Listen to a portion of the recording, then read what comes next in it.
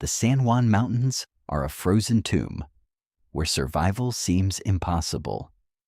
Yet, in the brutal winter of 1874, Alfred Packer emerged from the whiteout after 2 months lost in the wild. By all logic, he should have been a walking skeleton. Instead, he looked suspiciously healthy. He didn't beg for bread. He demanded whiskey. But he didn't enter that wilderness alone. 5 men went in with him. Only Packer walked out. The others didn't just disappear. They became the horrifying secret that kept him alive. This is the Alfred Packer case. On April 16, 1874, the stillness of the Los Pinos Indian Agency was broken by a figure emerging from the tree line. The men stationed there, hardened by the isolation of the Colorado Territory, expected to see a ghost. The winter that year had been a relentless beast, burying the San Juan Mountains under feet of snow so deep it could swallow a horse whole. Anyone lost out there for 2 months shouldn't just be dead. They should be frozen statues. But the man who walked through the gates wasn't a ghost. He was Alfred Packer. And what unsettled the agency employees wasn't his return, but his condition. When a man starves, the body consumes itself. The eyes sink, the skin turns gray and papery, and the gait becomes a shuffle of exhaustion. Packer, however, looked remarkably robust. His face was full of color. His belly showed no signs of the hollow ache of famine. He didn't crawl to the mess hall begging for a crust of bread or a scrap of meat. Instead, he walked straight to the bar. His first request wasn't for food to save his life. It was for whiskey, to drown his memory. As the days passed, the red flags began to pile up like the snowdrifts outside. Packer, a man known to be a drifting prospector with barely a penny to his name before the expedition, was suddenly flush with cash. He was seen at the agency store, pulling out not one but several different wallets to pay for his supplies. One wallet was made of red leather. Another had a distinct stitching pattern. He bought a horse. He bought new clothes. He treated the house to rounds of drinks. The men at the agency watched him with a growing sense of unease. Where did a man who had been lost in the wilderness get hundreds of dollars? Why did he have a Winchester rifle that didn't look like his own? And most chilling of all, why did his story keep changing? One night, he claimed the other 5 men had abandoned him. The next, he said they died of exposure, one by one. Later, he whispered that he had been forced to leave them behind to seek help. But every time he told the tale, his eyes would dart around the room, avoiding the gaze of his listeners. He was a man trying to remember which lie he had told to whom. The agency staff started to realize that the survivor sitting in their midst wasn't a victim of the mountains. He was a predator who had walked out of the wild wearing the spoils of the dead. The blizzard might have hidden the bodies, but Packer's own greed was beginning to expose the truth. But to understand the blood on his hands, we have to wind the clock back to the height of the fever. It was late 1873, and the American West was gripping men with a madness known as the Gold Rush. In Salt Lake City, Utah, rumors began to swirl about rich veins of ore discovered in the Breckenridge area. For men who were down on their luck, tired of scraping a living from the dirt, these rumors were a siren song. They didn't see the danger. They only saw the dollar signs. A group of 21 prospectors banded together, desperate to make the journey before the land was claimed by others. But they had a problem. They didn't know the way. The San Juan Mountains are not just hills. They are a jagged, unforgiving fortress of rock and ice. entering them without a guide was suicide. Enter Alfred Packer. Packer introduced himself to the group not as the drifter he was, but as a master frontiersman. He spun tales of his adventures, claiming to know the San Juans like the back of his hand. He was charismatic, confident, and utterly convincing. He promised to lead them through the passes and straight to the gold. In reality, Packer had little more experience than the men he was fooling. He was a fraud, selling a map that existed only in his imagination. But the group, blinded by gold fever, voted to follow him. They set out in the dead of winter, a decision that speaks to their desperation. By the time they reached the camp of Chief Ouray, a respected leader of the Ute tribe, the snow was already falling.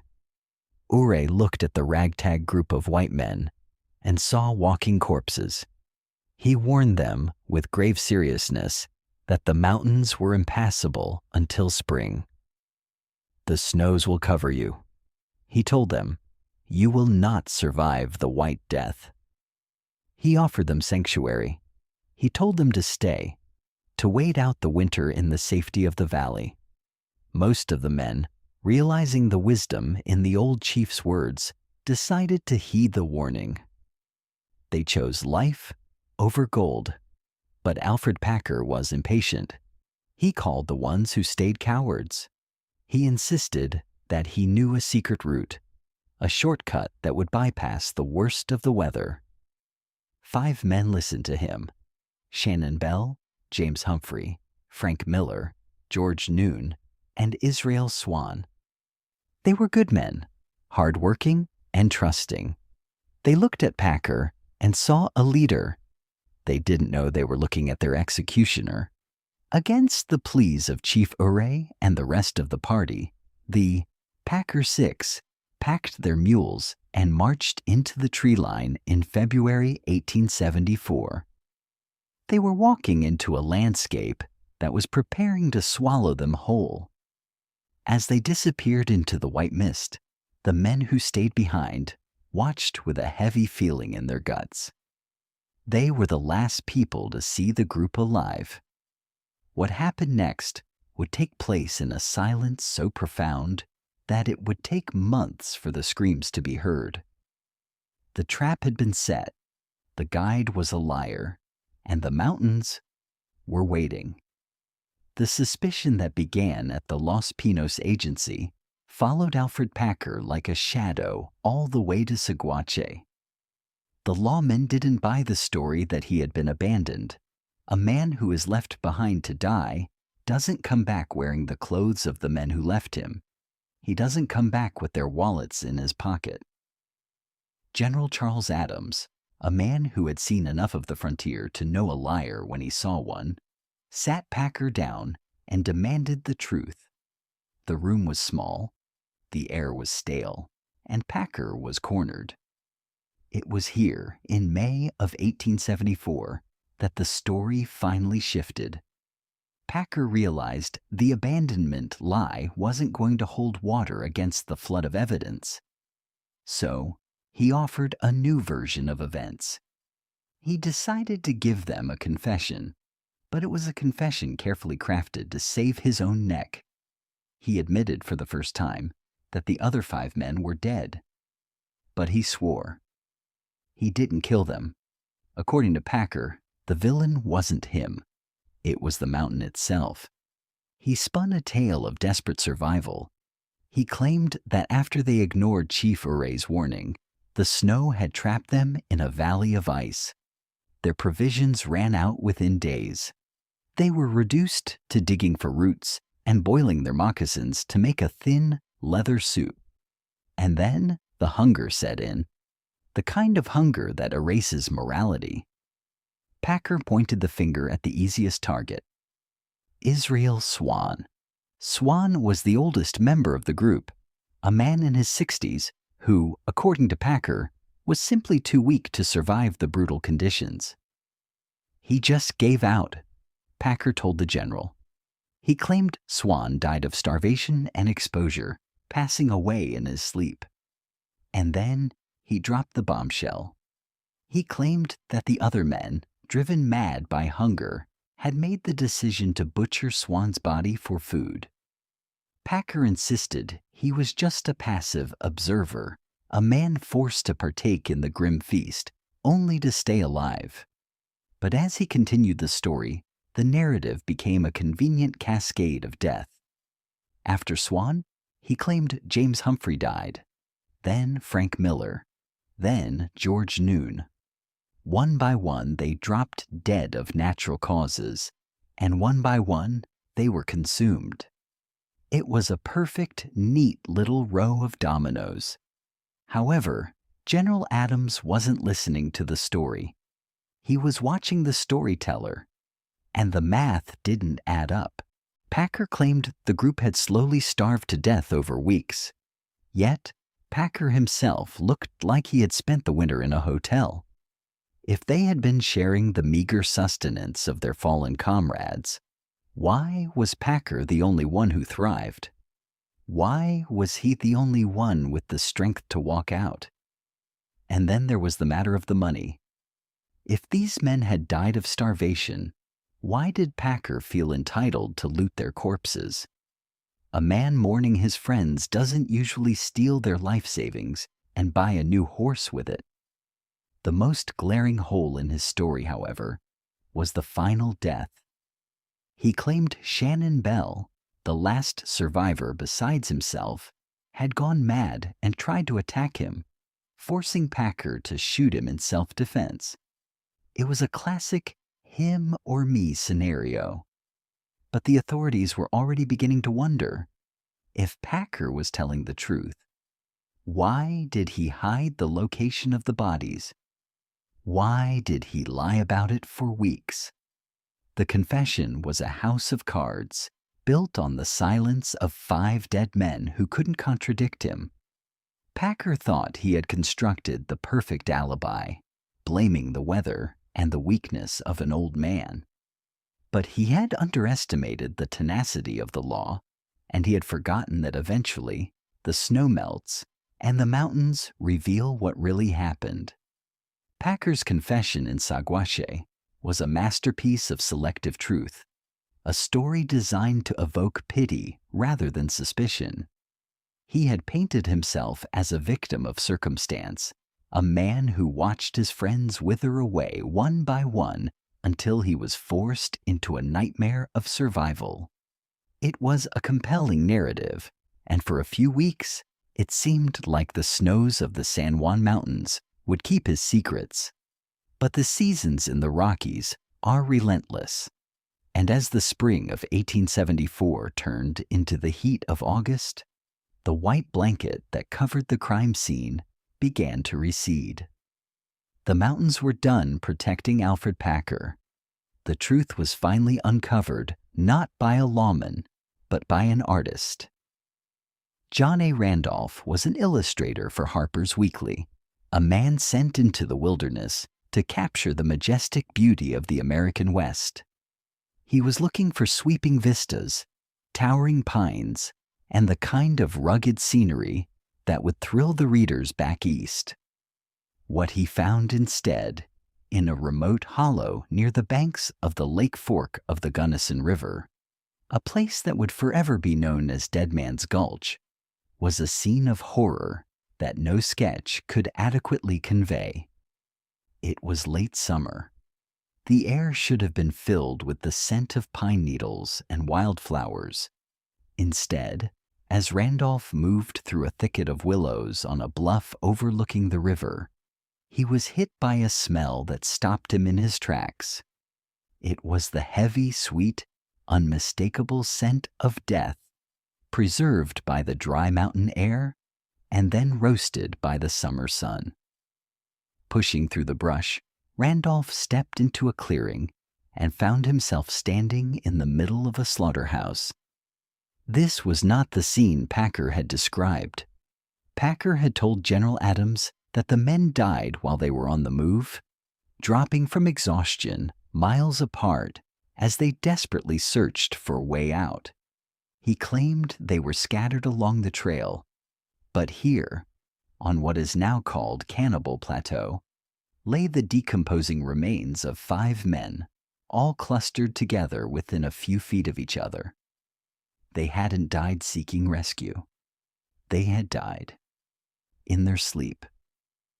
The forensic reality of the scene was immediate and devastating. These were not the bodies of men who had wasted away from starvation. Starvation is a thief. It steals the fat, then the muscle, leaving behind a skeleton wrapped in parchment-like skin. But even in their advanced state of decomposition, Randolph could see that these men had been butchered, while they still had flesh on their bones. The condition of the remains told a story of efficiency, not desperation.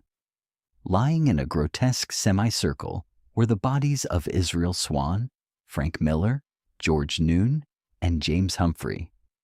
A short distance away, separated from the group as if he had tried to crawl away or fight back, lay Shannon Bell. Randolph, suppressing the urge to retch, moved closer to document the scene. What he saw destroyed Packer's self-defense narrative instantly. The bodies had been treated like livestock. The chests of the men had been cut open, the rib cages exposed where the major organs, the heart and the liver, had been removed. But it was the limbs that revealed the true nature of the predator they had traveled with. The thick muscular flesh of the thighs had been stripped away. This wasn't the jagged, frantic tearing of a starving animal. The cuts were clean. They were precise. The meat had been sliced from the bone with a knife, large slabs of steak harvested for transport, and then there were the heads. Alfred Packer had claimed that the men died of natural causes. He claimed old Israel Swan had simply faded away. But nature does not swing a hatchet. Every single one of the skulls bore the brutal signature of extreme violence. Israel Swan, the man Packer claimed had died of old age, had his skull crushed in. The blow was so severe it would have killed him instantly as he lay in his blankets. Frank Miller's head was missing entirely from his body, found later a few yards away, severed by a heavy blow. The others showed similar wounds. Blunt force trauma consistent with a hatchet or the stock of a heavy rifle, delivered while the victims were likely asleep or incapacitated. This was an execution. The layout of the camp suggested a terrifying sequence of events. The men were still wrapped in their blankets. They hadn't fallen while hiking. They had been murdered in their beds. The evidence suggested that Packer, perhaps seizing a moment when the others were weak or sleeping, had moved from man to man, silencing them before they could scream. The most disturbing detail, however, wasn't just the violence, it was the duration. The campsite didn't look like a place where a man had panicked, eaten, and fled. It looked lived in. There was a crude shelter constructed near the bodies. The ground was littered with the debris of a long stay. Packer hadn't just eaten to survive a single night. He had set up camp in the middle of the carnage. He had lived there potentially for weeks, surrounded by the corpses of his companions. He had used their blankets to keep warm. He had used their supplies. He had systematically processed them, day after day, turning his friends into a pantry. Randolph found something else near the site that spoke to the cold-blooded nature of the crime. He found strips of human flesh that had been dried, jerky, apparently prepared for the journey out. Packer hadn't just eaten his fill. He had packed a lunch for the road.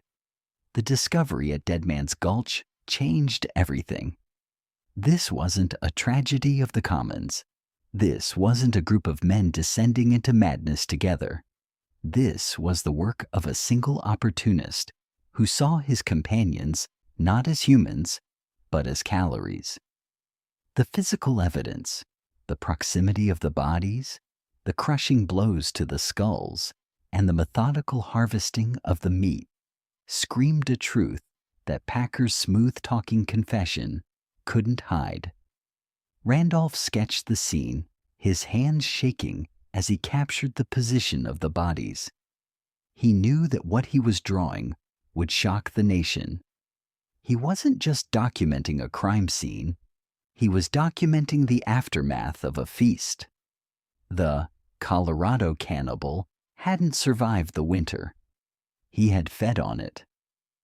And as the wind howled through the gulch, rustling the tattered remains of the blankets, it seemed to carry the final silent accusation of the 5 men who had trusted Alfred Packer with their lives, only to have him consume them, body and soul.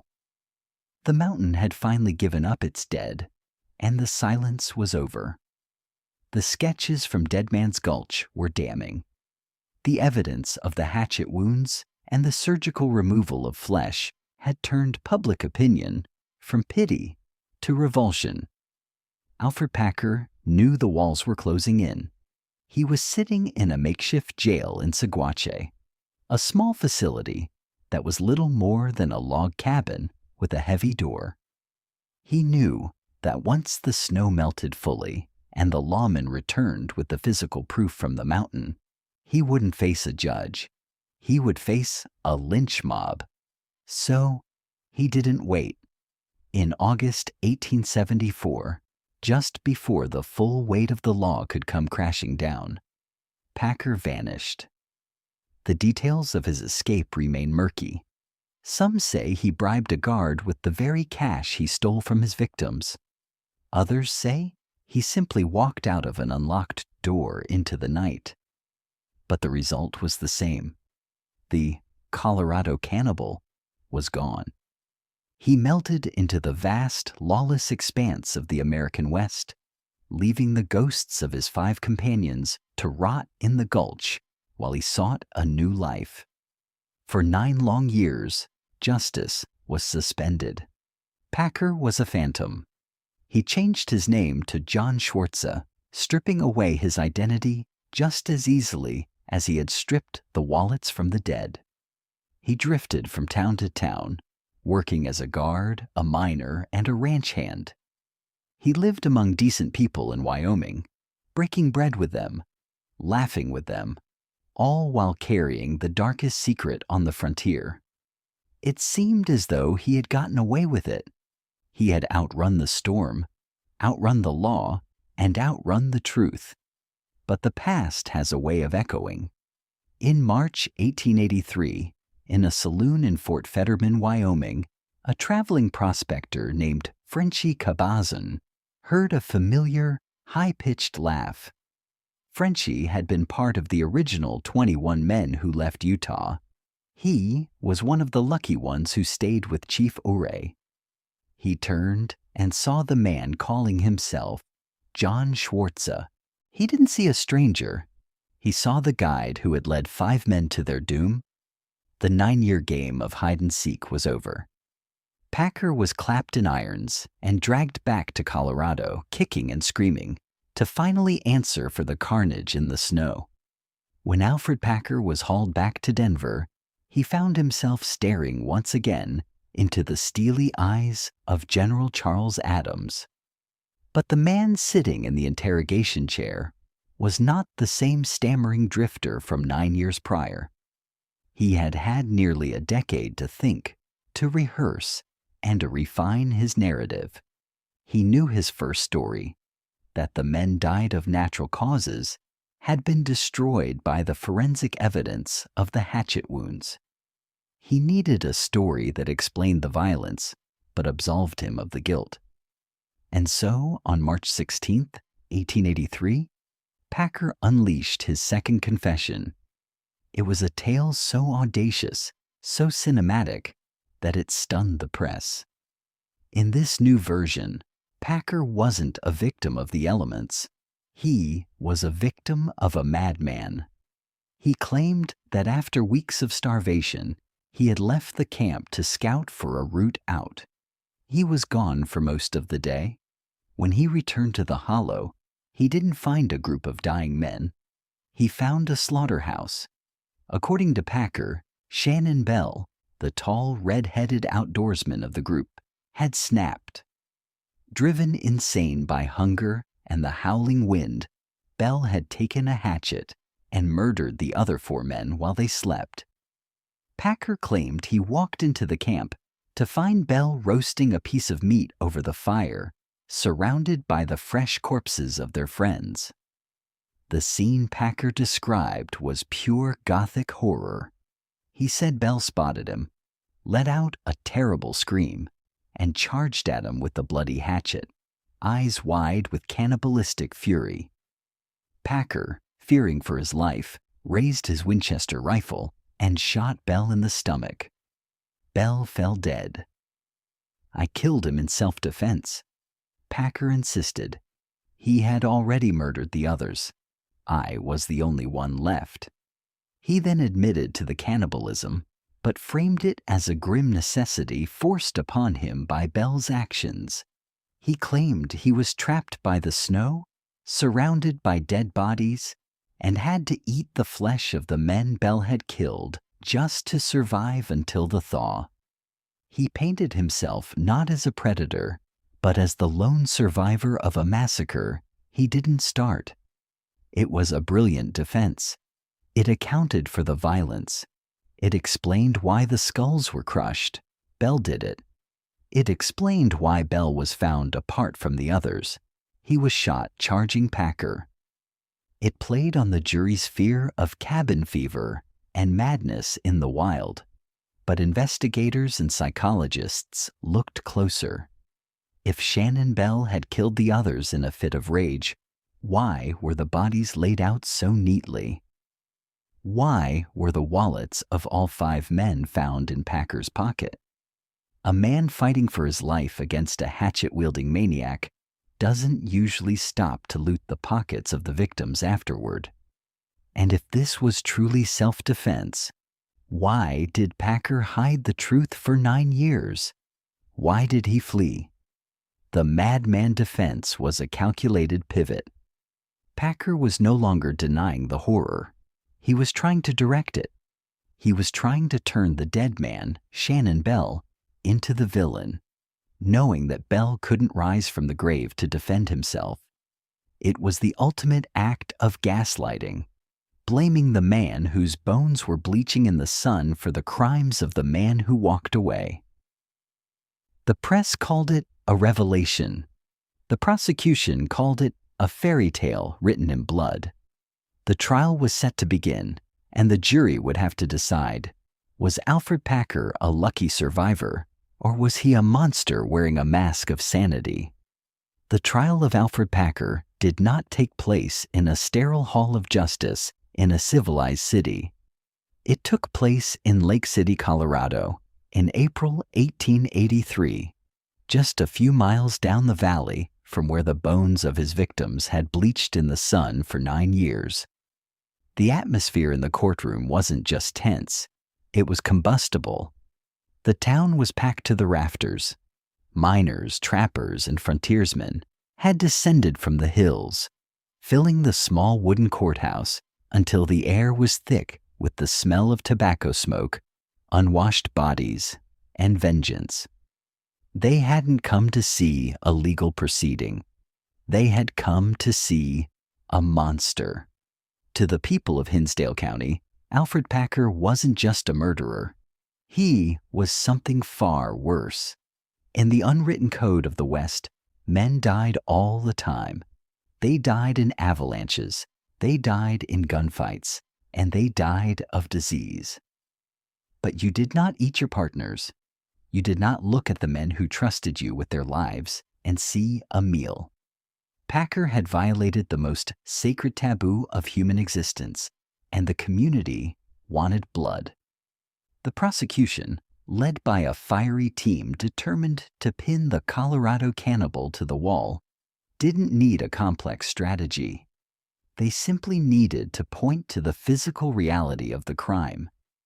They laid out the facts that John Randolph had sketched at Dead Man's Gulch. They brought up the question of the money. They paraded the witnesses who had seen Packer spending the victims' cash, drinking their whiskey, and riding their horses. Packer sat in the defendant's chair, looking smaller than he ever had before. The swagger of the guide was gone. The confidence of the man who had charmed 21 prospectors in Utah had evaporated.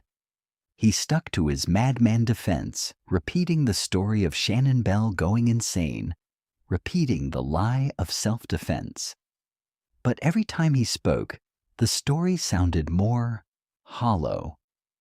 The jury looked at the skulls of the victims, skulls that had been crushed while the men were likely sleeping, and they didn't see the work of a frantic struggle. They saw the work of a cold-blooded butcher. The most damning silence in the room came when the prosecution asked the simple, logical question: if it was self-defense, why did you steal their wallets? If it was survival, why did you look so well fed? The jury of 12 men, hard men who knew the mountains, men who knew what starvation actually looked like, didn't need long to deliberate. They retired to a back room, and within hours they returned. The foreman stood up, the floorboards creaking in the sudden silence of the packed room. Guilty as charged. A ripple of satisfaction went through the crowd, a low murmur of approval that sounded like a growl. But the drama wasn't over. The true climax of the Alfred Packer saga belonged to the man sitting behind the bench, Judge Melville Jerry. Judge Jerry was a refined man, an educated Southerner who prided himself on eloquence and the rule of law. But even he seemed shaken by the nature of the crime before him. He looked at Packer not with anger, but with a profound, almost biblical disappointment. He saw a man who had stripped away his own humanity for the sake of survival, a man who had become a beast. On April 13th, 1883, Judge Jerry ordered Packer to stand for sentencing. The transcript of what he said is a matter of historical record, a solemn and terrifying pronouncement of doom. Alfred Packer, the judge began, his voice echoing off the wooden walls. The jury of 12 honest men of this county has found you guilty of the willful and premeditated murder of Israel Swan. The evidence is clear. You took the life of your fellow man not in defense, but in greed and depravity. He paused, letting the weight of the moment settle on Packer's shoulders. It is the judgment of this court that you be taken from hence to the jail of Hinsdale County, and there be confined until the 19th day of May, 1883, and that on said day, between the hours of 10 a.m. and 3 p.m., you be taken to a place of execution, and there be hanged by the neck until you are dead, dead, dead, dead, dead, dead. The repetition was final. It was a hammer blow. It was the law of man trying to stamp out a crime against nature. But as with all great stories of the West, there is the history we write down, and then there's the legend we tell over whiskey. And the legend of Judge Jerry's sentencing is perhaps more famous than the truth. According to local lore, specifically the account of a saloon keeper named Larry Dolan who was present that day, Judge Jerry's mask of civility slipped for just a moment. The story goes that Jerry, a staunch Democrat in a territory that was fiercely politically divided, looked down at Packer and didn't just see a cannibal. He saw a political traitor. The legend says that Judge Jerry slammed his gavel down, leaned over the bench, his face red with fury, and shouted, "Stand up, you man-eating son of a bitch, stand up." There were 7 Democrats in Hinsdale County, and you ate 5 of them. God damn you. I sentence you to be hanged by the neck until you are dead, dead, dead, as a warning against reducing the Democratic population of this state.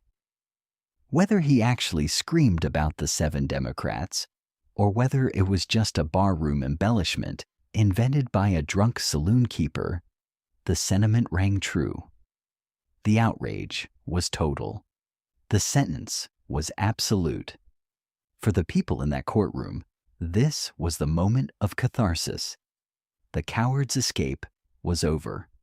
The lies about the blizzard, the lies about the old man dying, the lies about Shannon Bell going mad, they were all swept away by the judge's words. The noose was waiting. The man who had walked out of the mountains alone, leaving a trail of bones and broken trust, was finally going to pay the bill. Packer was led away in chains, his head bowed, the "dead, dead, dead" ringing in his ears. The ghost of the San Juans had finally been exorcised. The mountains could sleep again. Justice, rough and raw as the frontier itself, had been served. Or so they thought. Because as Alfred Packer sat in his cell, listening to the carpenters building the gallows outside, he knew something the mob didn't. The devil is hard to kill, and the legal system is a game that isn't over until the rope pulls tight. But for that one afternoon in Lake City, the world felt right. The monster had been caught, and he was going to burn.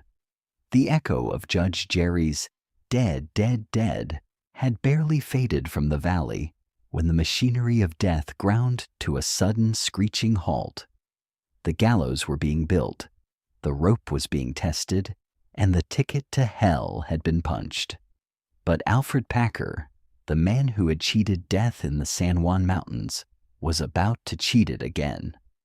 And this time, he didn't need a hatchet or a gun. He was saved by the dullest, driest weapon in the human arsenal, a clerical error. You see, the timing of Packer's crime was a legal nightmare. When he led those 5 men into the snow in 1874, Colorado was still a territory. By the time he was caught and tried in 1883, Colorado had become a state. In the transition, the legislature had made a catastrophic oversight. They had repealed the territorial murder laws without including a saving clause for crimes committed before the change. It was a loophole the size of the Rockies. Under the U.S. Constitution's prohibition of ex post facto laws, you cannot be tried for a crime under a law that didn't exist when the crime was committed. Since the old law was gone and the new law couldn't be applied retroactively, Alfred Packer, the man who had confessed to eating his friends, was technically guilty of nothing more than bad timing. The Colorado Supreme Court, with great reluctance, threw out the death sentence. The man-eater would not hang. Instead, the state scrambled to retry him on 5 counts of manslaughter, a charge that stuck. He was sentenced to 40 years, 8 years for each victim. It was effectively a life sentence, and Packer was shipped off to the Cannon City Penitentiary, a stone fortress designed to break the hardest men in the West. But this is where the story takes a turn that no one expected. The public expected Packer to be a monster in a cage. They expected him to snarl at guards, to fight with inmates, to act like the beast the newspapers had described. He did the exact opposite. Inside the walls of Cannon City, the Colorado Cannibal underwent a transformation so complete it was almost unsettling. He became a model prisoner. He didn't fight. He read the Bible. He didn't plot escapes. He took up hobbies. The hands that had butchered Israel Swan and stripped the flesh from Shannon Bell began to craft delicate, beautiful things. He plaited horsehair into intricate bridles. He carved elaborate wooden toys for the children of the prison guards. He became a favorite of the warden. Visitors who toured the prison, because in those days, looking at criminals was a form of entertainment, would ask to see the monster.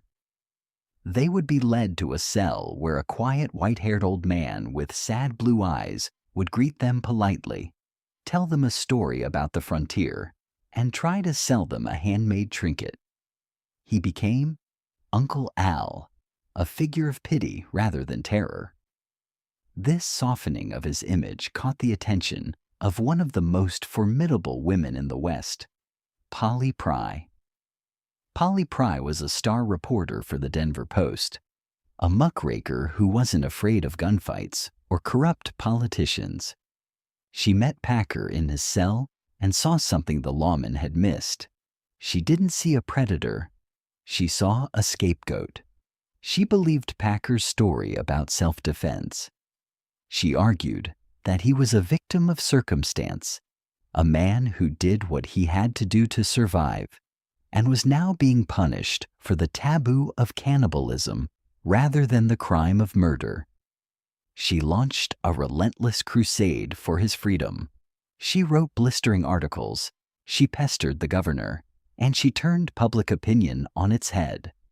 She argued that keeping an old, gentle man in a cage for a crime of survival was the real barbarism. Her campaign worked. In 1901, just before leaving office, Governor Charles Thomas granted Alfred Packer parole. After 17 years, the monster walked out of the gates, a free man. He moved to Littleton, Colorado, a quiet town where he intended to live out his final days in obscurity. He took a job as a guard at the Denver Post building, a final favor from Polly Pry, and spent his free time sitting on his porch, handing out candy to the neighborhood children. The kids loved him. They didn't know about Dead Man's Gulch. They just knew him as the nice old man who told stories about the gold rush. But the final twist of the Alfred Packer story isn't about the law or the prison or the children. It is about the one thing that defined his entire existence: hunger. For the rest of his life, Alfred Packer lived with the shadow of what he had done. He could never shake the nickname, the Man-Eater. Tourists would still come to gawk at him. But those who knew him in his final years noticed something peculiar about his diet. The man who had become infamous for consuming human flesh, the man whose name was synonymous with a carnivorous appetite, had changed his habits completely. Neighbors reported that Packer refused to touch meat. He became a strict vegetarian. Some said it was a health choice. Others whispered that it was penance. Perhaps after tasting the forbidden, the very idea of flesh, any flesh, had become repulsive to him. Or perhaps, in the quiet of his own mind, looking at a steak on a plate brought back the memories of the frozen wind, the smell of copper and pine, and the faces of the 5 men he had left on the mountain. When he died in 1907, he was buried with full military honors, a veteran of the Civil War, under a simple tombstone. The man who had walked out of the snow alone, the man who had baffled judges and charmed reporters, took his final secret to the grave. Was he a victim or a villain, a survivor or a slaughterer? The only certainty was the irony of his final years. The Colorado Cannibal died a man who wouldn't hurt a fly, living on a diet of vegetables, haunted by a hunger that could never be satisfied. For more than a century, Alfred Packer lay in his grave in Littleton, and the 5 men he left on the mountain lay in theirs, buried in a communal pit near the site of the massacre. The story had settled into the realm of folklore. It was a tale told around campfires, a ghost story to scare children, a subject for ballads and debates in dusty saloons. Was he a victim? Was he a monster? The arguments were always based on words, Packer's words against the silence of the dead. And as we know, words are malleable. They can be twisted, forgotten, or reinvented. But bones? Bones do not lie. Bones do not forget. They hold the record of their own destruction, etched in calcium and marrow, waiting for someone with the right eyes to read them. That moment arrived in the summer of 1989. James Starrs, a professor of law and forensic science at George Washington University, was a man who specialized in cold cases, the kind of cases that were frozen solid. He wasn't interested in the legend of Uncle Al or the political rantings of Judge Jerry. He was interested in the physics of the crime. He assembled a team of unparalleled expertise, anthropologists, pathologists, and archaeologists, armed with technology that the jurors of 1883 couldn't have even hallucinated. Ground-penetrating radar, electron microscopes, and DNA analysis. They descended on the remote burial site in Lake City with a singular purpose: to wake the dead and ask them, finally, what happened on that mountain. The exhumation itself was a delicate, almost surgical operation. The team wasn't just digging up dirt. They were excavating a crime scene that had been paused in time. As the earth was carefully brushed away, layer by layer, the skeletons of the 5 victims began to emerge. They were not laid out in respectful repose. They were commingled, a jumble of ribs and femurs and skulls, thrown together into a shallow pit by the men who had originally found them in 1874. But even in this chaos, the preservation was remarkable. The dry, high-altitude soil of Colorado had acted as a natural vault. The remains were transported to a laboratory where the real trial of Alfred Packer began. This time, there was no charming defendant to weep on the stand. There was only the cold, hard logic of forensic anthropology. The first thing the team looked for was the signature of the survival event. Packer had admitted to eating the men, but he claimed it was a desperate act of scavenging. The microscope told a different, far more industrial story. Under high magnification, the bones revealed hundreds of tiny striations. These were cut marks. But they weren't the random, jagged marks of a starving man hacking at a frozen carcass with a dull blade. They were precise. They were clustered around the joints and the heavy muscle attachment points, the hips, the shoulders, the thighs. This was the work of someone who knew exactly what they were doing. The cut marks showed no hesitation. They were consistent with the defleshing of an animal by a butcher. It was methodical processing. The team even found evidence of pot polish on the ends of some bone fragments, smooth, shiny surfaces created when bone rubs against the inside of a metal pot in boiling water. This confirmed the grim reality that the victims hadn't just been eaten raw. They had been cooked. Packer had turned the camp into a kitchen, but the cannibalism was already known. The real question, the million-dollar question, was about the murder. Who killed whom? Packer's final defense, the one that had won him parole, hung on the story of Shannon Bell.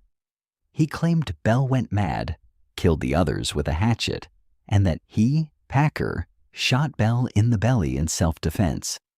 It was a perfect he said, she said, except she was dead.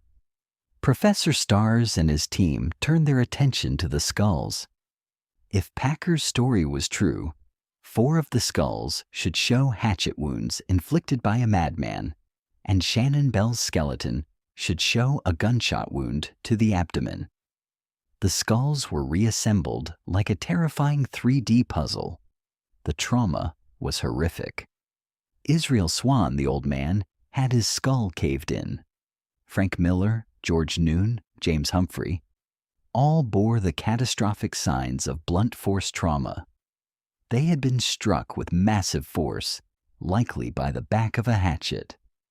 But here was the first crack in the story: the angle of the blows. The forensic analysis suggested that most of the men had been struck while they were lying down, likely asleep. This wasn't a chaotic fight in a clearing. It was an execution of sleeping men. Then came the examination of Shannon Bell. The team scoured his skeletal remains for the bullet hole. They looked at the pelvis, the spine, the ribs. They used X-rays to look for lead fragments. There was nothing. There was no gunshot wound to the abdomen, no nick on the hip bone, no shattered vertebrae consistent with a Winchester rifle round tearing through the gut. The self-defense shot was a fabrication. Instead, Bell's skull showed the exact same type of blunt force trauma as the others. He hadn't been shot charging a defender. He had been bludgeoned just like the rest. But the true smoking gun, the piece of evidence that finally drove the nail into the coffin of Alfred Packer's reputation, was found on the arms of the victims. In a typical blitz attack, where victims are asleep, you expect to see wounds primarily to the head.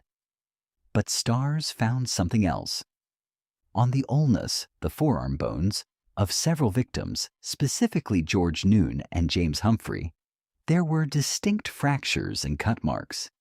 These are what forensic scientists call perifractures, or defensive wounds. Visualize the moment.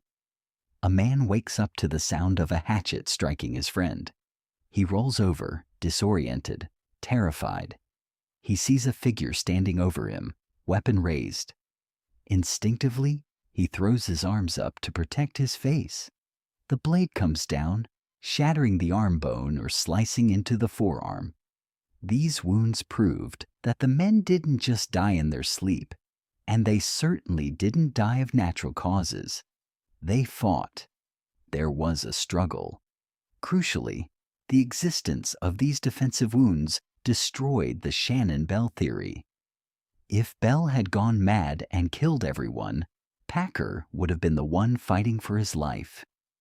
But the consistency of the wounds across the group, including Bell, pointed to a single aggressor who moved from man to man, overcoming their desperate, waking defense. Furthermore, the team analyzed the tool marks on the bones, the microscopic grooves left by the knife used to strip the flesh. In forensic science, a knife blade leaves a signature almost as unique as a fingerprint. Imperfections in the metal create a specific pattern of scratches. The team found that the cut marks on all 5 bodies were consistent with being made by the same knife. If Bell had killed 4 men, and then Packer killed Bell, you might expect different tool marks if they had different knives or different butchering styles. But the butchery was uniform. It was the work of one hand, one mind, one knife. The 1989 exhumation stripped away the romance of the Wild West and left only the cold, hard facts of a serial killer. The science told a story of a man who didn't stumble into tragedy, but who orchestrated it. He didn't shoot a madman in self-defense. He bludgeoned his companions, some while they slept, some while they screamed and raised their arms to block the blows. He didn't just eat to survive. He processed them with the efficiency of a frontier abattoir. Professor Stars stood before the press at the end of the investigation and delivered the verdict that history had been waiting for. Alfred Packer, he concluded, was a liar. The defensive wounds were the silent testimony that Packer had tried to bury for 115 years. The men had fought back. They had tried to save themselves. And the man who walked out of the mountains wasn't a victim of bad luck. He was simply the one who swung the hatchet the hardest. The mystery was over. The science was absolute. The Colorado Cannibal was exactly what the first jury said he was: guilty as sin. The forensic evidence of 1989 may have settled the legal question, but it did nothing to dim the strange dark star of Alfred Packer. In the century since his death, the Colorado Cannibal has undergone a transformation that is perhaps more bizarre than the crime itself. He has ceased to be a villain and has become a folk hero, a macabre mascot for the American West. If you visit the University of Colorado in Boulder today, you can sit down for a meal at the student cafeteria. It is officially named the Alfred G. Packer Memorial Grill. Their annual slogan? Have a friend for lunch. It is a joke born of dark frontier humor, a way for society to laugh at the terrors that once defined it. Time, it seems, has the power to turn a massacre into a punchline. But why does this legend persist? Why do we fascinate over a man who butchered his sleeping friends for sustenance?